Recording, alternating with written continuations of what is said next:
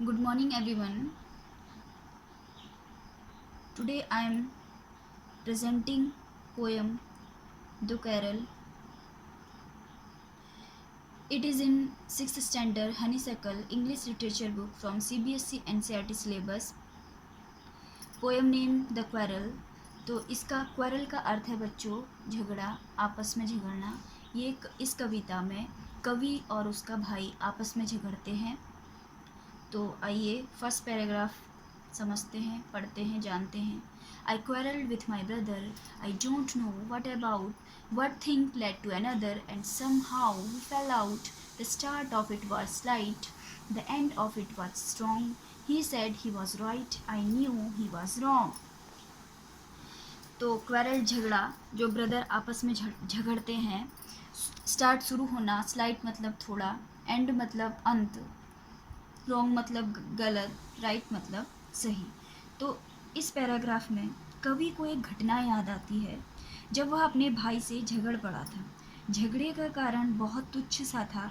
तब तो उसे याद भी नहीं था कि वह क्या था। शुरुआत बहुत हल्की थी, लेकिन धीरे धीरे झगड़ा बढ़ता गया और उसने गंभीर रूप लिया। दोनों में आरोप प्रत्यारोप का सिलसिला चलता रहा और वे अलग हो गए।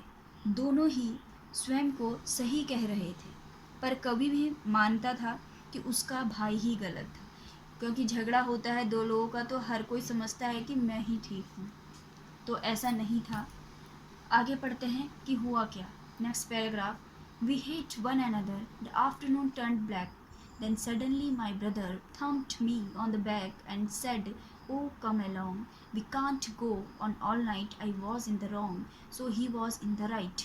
Thump मतलब मुक्का मारना, टर्न मतलब बदल गया, हिट मतलब नफरत करना, सडनली एकाएक। तो क्या होता है, छोटे से जो झगड़ा था इतना गंभीर रूप ले लिया कि वे दोनों एक दूसरे से घृणा करने लगे। क्योंकि जब कोई आपस में झगड़ते हैं तो दोनों के बीच क्या हो जाती है, घृणा पैदा हो जाती है, नफरत हो जाती है। तो खेल स्थगित हो गया। दोनों ने ही अकेलापन और बोरियत महसूस की, क्योंकि कोई अन्य खेल का साथी तो था नहीं। दोनों भाई ही थे, कोई अन्य था नहीं। कुछ घंटे गुजर गए। जब सूर्य ढलने लगा, प्रकाश मंद पड़ गया और शाम हो चली। कवि के भाई को अपनी बोरियत अधिक सहन न हो पाई। वह कवि के पास शांति प्रस्ताव लेकर आ गया। उसने कवि की पीठ पर हल्की थपकी दी तथा झगड़े के लिए खेद व्यक्त किया। उसने कहा कि मैं ही गलती पर था। कवि ने भी समझौता करने में देर नहीं लगाई।